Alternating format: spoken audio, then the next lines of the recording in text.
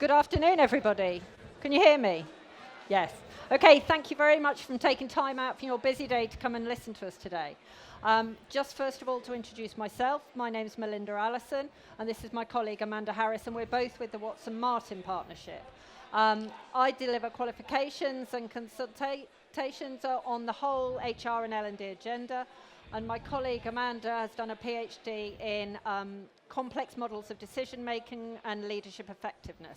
So that's kind of why we're at the front at talking to you this afternoon.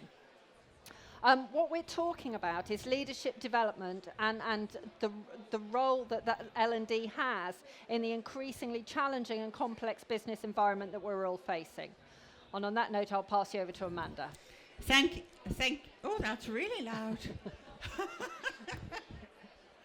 It's really heartening to see so many of you here today, because I have to say this is probably one of the most complex sessions to run, because what we're trying to distill here is a new paradigm of leadership based on decades of research, based on 10 years of my own life, and I have 20 minutes to try to get some of these complicated ideas across to you. I also have a Geordie accent, so Melinda often operates as an interpreter for me. I take her with her most places I go. So I'm hoping that today what you will get a sense of and feel more comfortable with are some of these buzzwords that you're seeing flying around from us academics. Complexity leadership, transformational leadership, dealing with paradox, edge of complexity. They're starting to creep into the vocabulary of practitioners. Academics have been working on them for decades, but they're complex notions. And so although we only have a short period of time, I'm hoping that you'll at least go away feeling a little bit confident about what these terms mean for your own organization and why they've become important.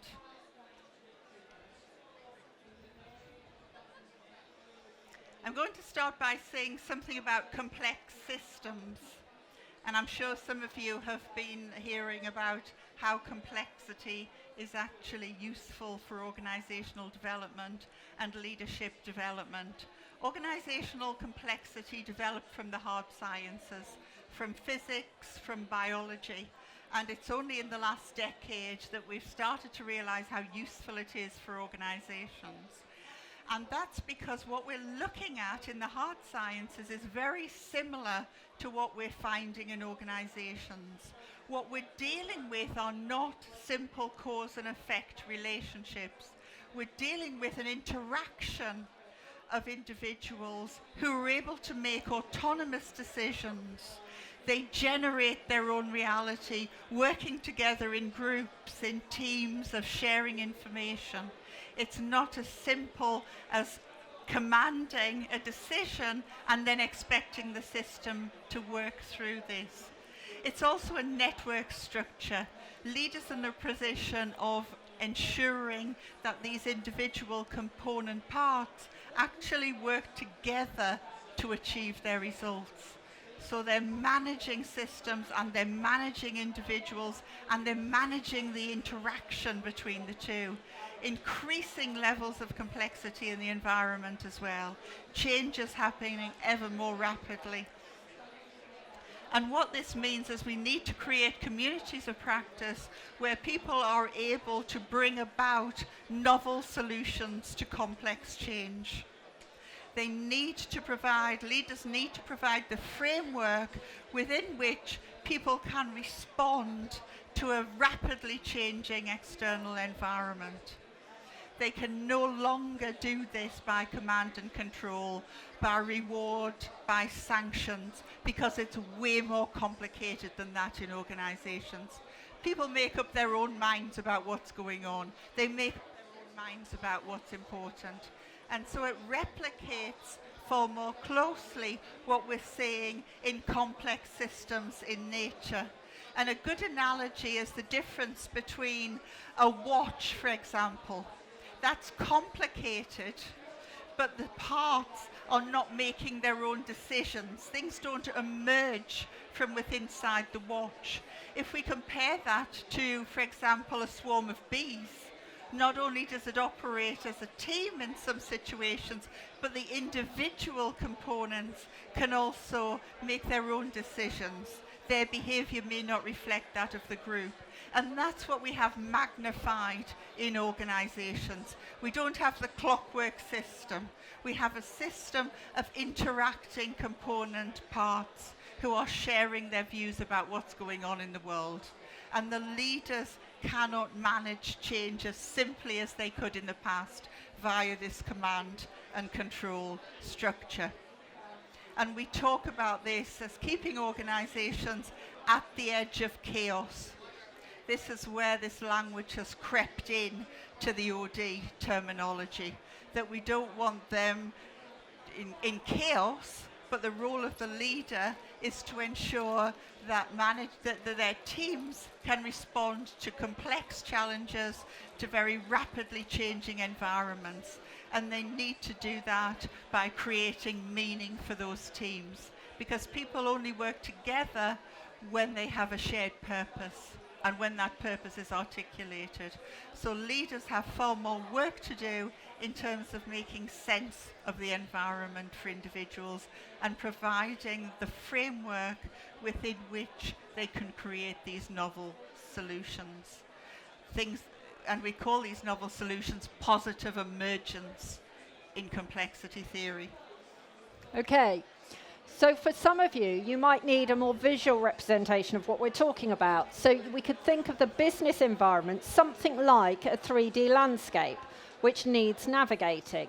And as you can see, it would be very easy, would it not, to get stuck in the trough at the bottom, at the comfortable place to be.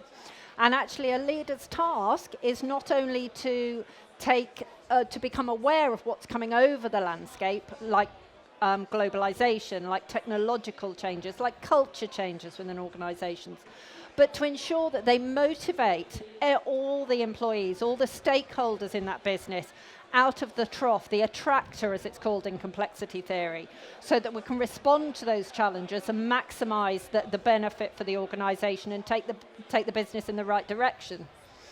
And we can think of many organizations who have got a little bit too comfortable in that trough. We think of Nokia, who were the brand leader on mobile phones for many, many years. They sat very comfortably when the flip-up technology came. We're the market leader, we don't need to do that. They sat very comfortably when the touch screens came. We don't need to do that, we're the market leader. And now they're having to innovate apace to try and play catch-up, because the leaders arguably didn't see the changing landscape. They didn't motivate their teams out of the valley and to respond to those changing challenges. So just a very different and very visual way of envisioning this changing landscape. And so we each see change in very different ways because we interpret reality through these frameworks of beliefs. But one of the roles of the leaders is to ensure that we at least have some in common, that we share a purpose, we share what needs to happen next, what does this mean for me? And part of the role of the leaders is to make sense of that for their followers. They have to simplify this complexity. They have to be horizon scanning. They have to be looking over the top of this valley and seeing the marauding hordes coming towards them and to mobilize the staff to actually do something different. But frameworks of beliefs are very ingrained in our way of seeing the world.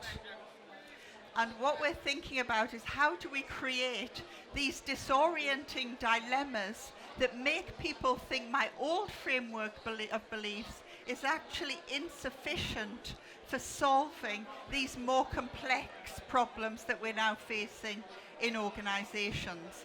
And I just wanted to give you an example of a church in America, a community following race riots, where we had congregations who were split into black and white congregations. The church leaders were it was entrenched. Hatred had become very, very powerful. The church leaders thought, what can we do about this? How can we create this disorienting dilemma that's going to make people think something different is going on? And the congregation from the church, which was attended by predominantly white people, decided that what they would do is make a symbolic gesture, and symbols are very important in changing meanings. What they did was they melted down a nameplate of one of their members who had been linked in the past with white supremacism. They melted that down and they made a chalice, a communion chalice, and they gave this to the people who attended the church in the other neighborhood, attended by predominantly black members. And it was amazing how people, although this was a simple symbol, it was amazing how many frameworks of belief this started to alter. What does this mean for us? It means they're ready for reconciliation. It means they're ready for more integration. It means that they recognize that things have gone wrong in the past, but they want to make amends. And leaders play a very powerful role in changing people's frameworks of belief, how they see the world. They're very good at creating compelling narratives about what's happening here. And symbols are all very important part of generating that message. So it becomes about generating a compelling narrative that followers can buy into. And to do that, they need to disrupt their present framework of beliefs. One of the examples, which I'm sure you'll remember from your own experience, was the argument about refugees. Think how quickly the climate in this country changed when we saw the image of that dreadful image of that poor dead boy on the beach. That's exactly the type of thing that creates this rift in the person's framework of beliefs. Their old way of seeing things, these people may be coming to take jobs, what's it going to mean for benefits? Immediately things started to turn. Immediately people started to think about how they've seen the world. They start to reinterpret what the refugee crisis means for these countries. And that's the role of the leader. They have to find these particular symbolic events. They have to create a compelling narrative that's going to change these frameworks of belief. Because in a complex environment, leaders are not in a position to be able to predict strategy that effectively. Things are changing too quickly. What leaders do is they create the environment in which they can generate these breaches in people's frameworks of belief and support the reinterpretation from a more complex perspective about what's going on here.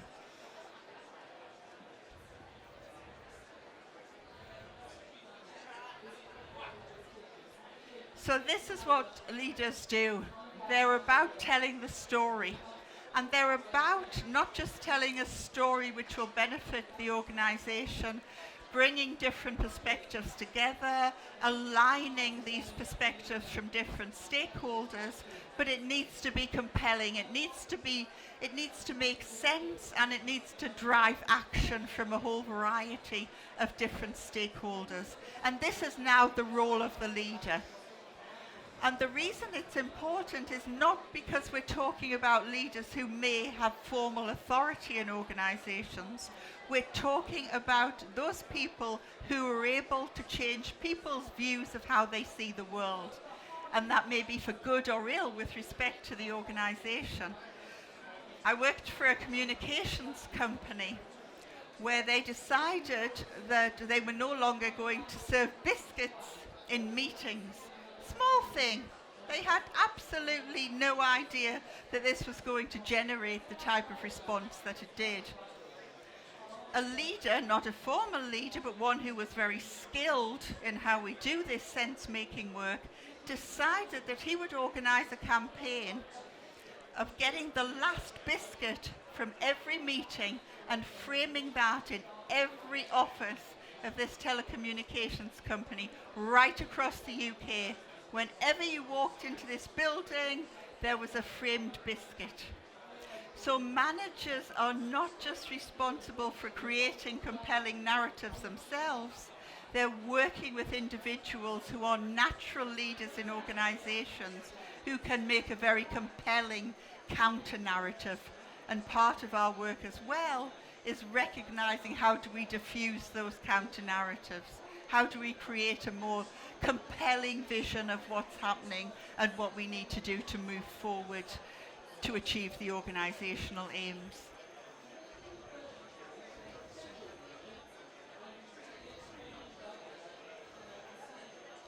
And what we have found is that most disagreements in organizations are caused by different frameworks of beliefs. The way that people see the world is very different, and people's aims are very different.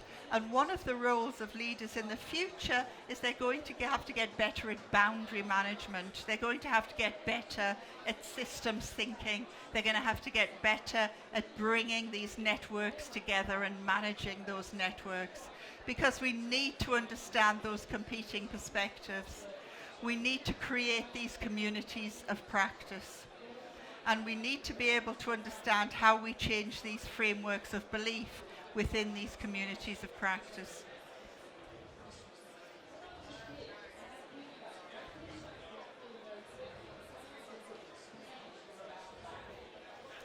So, what does this mean for leaders? We need to be able to deal with paradox, because organizations presently are trying to achieve, you'll know this from your own organization, a number of competing objectives. They need stability, but they also need innovation. They need to worry about their shareholders, but they also combine that with a concern for their employees, with a concern for their customers. They need to think about how do we innovate, but how do we keep a level of stability? How do we think about research and development? And so they're trying to reconcile what appears to be a whole raft of competing objectives. And part of the role of the leader is to be able to operate almost as looking through a prism. They can take a problem and they can understand it from a very wide variety of perspectives. They need to be able to approach it. A paradox is only a paradox if we look at a problem from one framework of beliefs. If you're able to step outside of that and look at any problem from a variety of different dimensions through this prism, then we can start to make sense. We can start to find a way through it. We can start to reconcile these competing perspectives.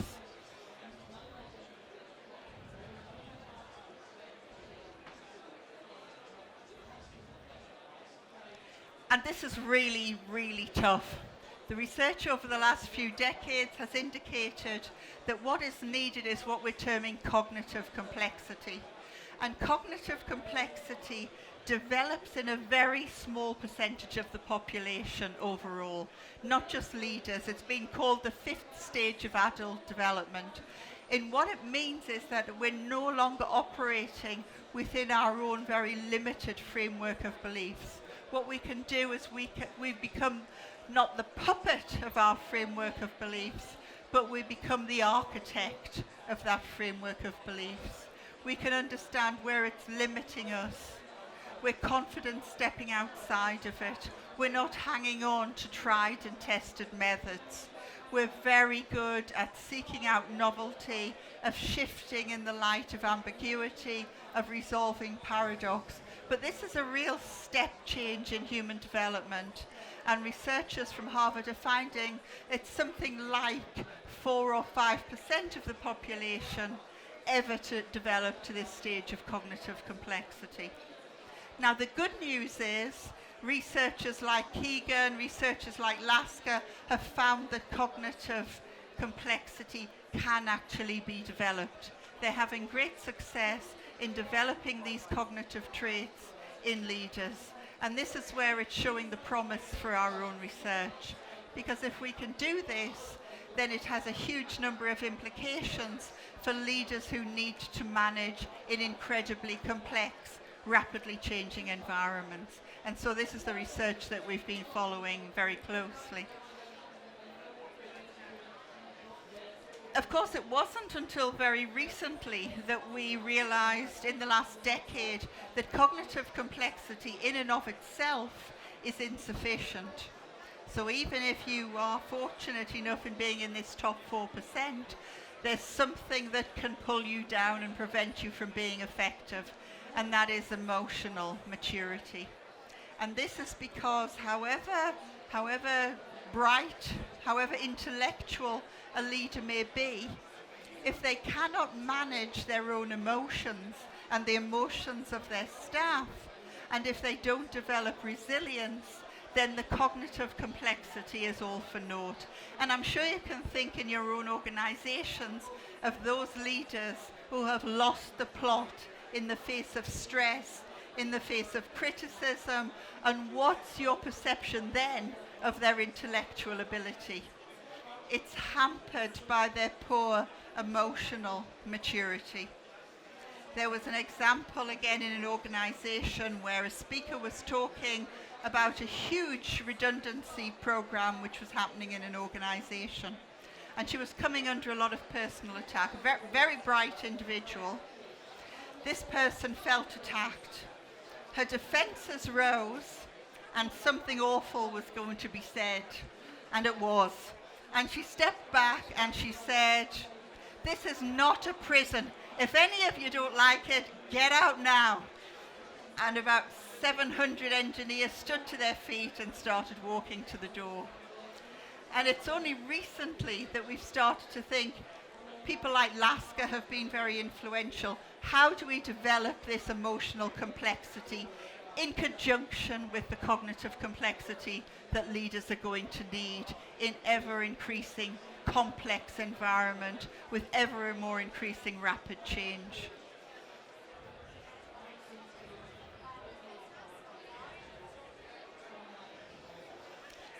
There's a limited amount of time to talk about transformational learning. It was very popular in the 60s and it's now come to the fore. And the reason it's coming to the fore now, I believe, is it because it provides a framework for how we actually improve cognitive and emotional complexity. Transformational learning focuses very much on these disorienting dilemmas. When new information comes in that our old systems can't deal with, our old way of seeing the world is challenged. And transformational learning is a way that it provides us with a framework for understanding how we produce those disorienting dilemmas when we need to bring about change, and how to manage those disorienting dilemmas when it's a creation from our environmental changes. So it's providing a very useful theory for us to think about how do we develop cognitive and emotional complexity in our leaders. Okay, so I guess it's me again because we're back to a picture. If we look at the graphic on the left, we have two squares labelled A and B. I don't know whether you can see. You can probably just about see. And actually, my brain is telling me they are a completely different colour. And that is because my brain is telling me I'm expecting to see a checkered board with a green cylinder standing at the right-hand corner. Now, if I look at the graphic on the right, all that has happened is we've inserted two vertical lines, the same colour as box A, and we can actually see there box B is exactly the same colour. So actually, our brains have tricked us by what our expectations were, by what our framework of belief was telling us. So taking that into a leadership perspective, what that says is actually leaders can add information to allow us an opportunity to see things differently and to engage us in such a way that we will, hopefully, follow the vision that is going to take the business forward. So a very simplistic representation of how this can be seen at a very practical level, which I hope will make sense for you. I just want to reassure you that these two squares here are identical in colour. Does anyone see them as identical in colour? Our brains want to make sense of what we've seen in the past. And that's why it's so easy to fall into these attractors, into these troughs. It's so difficult to shift our frameworks of beliefs about the world, and that's why it's so difficult for leaders to generate this positive emergence, because we like what we know, we like what we're comfortable with. And what we're looking at is how we can support leaders in ensuring that these old-fashioned frameworks of beliefs are challenged. And by old-fashioned, I mean those which are out of date as complexity increases, as the speed of change increases.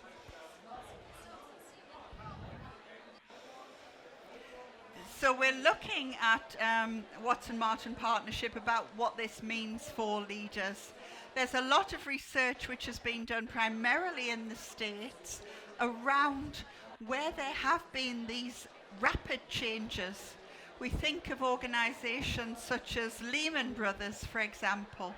Small change in the system, the financial system, created a massive, unpredicted response within the financial markets. And what researchers have been doing is they've been looking at those organizations which have coped well with these novel changes, where they've developed novel solutions. And they've also looked at those like Lehman Brothers, where there has been a descent into chaos across the system. And we're combining this research to look at those features which appear to be similar from one successful organization to another in the light of these complex changes. But we know that it's difficult, and we know that there is a need to develop both cognitive and emotional complexity in our leaders, because they have a role in creating the environment for these positive emergences and for supporting staff through them. Okay, another very current example then. What we have going on within the NHS. We are being told, allegedly, that if you go into hospital on a Saturday or a Sunday, you're more likely to die than if you go into hospital the other 5 days of the week. That is a very compelling piece of narrative, isn't it? I don't think anybody would fail to understand the doctors, the nurses, the trusts, the patients, the families of patients, etc., must all agree that the NHS needs to be 7 days a week.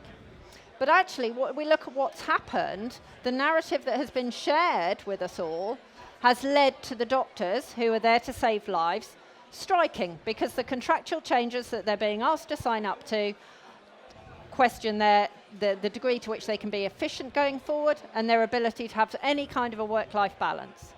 So what needs to happen then? We need a really, really good leader in that situation, don't we? Because that story, the narrative, needs to be made stronger. And actually, all the stakeholders need to be involved in creating that compelling narrative so that a solution can be found. And actually, that it doesn't appear to be happening, but in many businesses that can happen by encouraging a joint decision-making, more high involvement practices, and that kind of thing. And metaphors, analogies, similes, whatever they may happen to be, will help organizations become more agile to the changing requirements of their different stakeholders. Leaders of the future, effective leaders of the future, are going to be those people who can create the more compelling narrative about what's going on and what we need to do to move forward, and to pull people together to deliver that common purpose. They're going to be more like politicians, although I hesitate to say it. They're going to be using narrative. They're going to be persuading. They're going to be convincing. They're not in a position to work out every element of the strategy in a very fast-moving environment. And so what they need to do is to provide those conditions. And those conditions come from creating a compelling story that draws people together towards a common aim. Now, what researchers are looking at to move this forward is, how do we measure these constructs? How do we measure cognitive complexity? How do we measure emotional complexity? What does it mean for the future of leadership development if we're to try to grow leaders, if we're trying to grow these levels of complexity?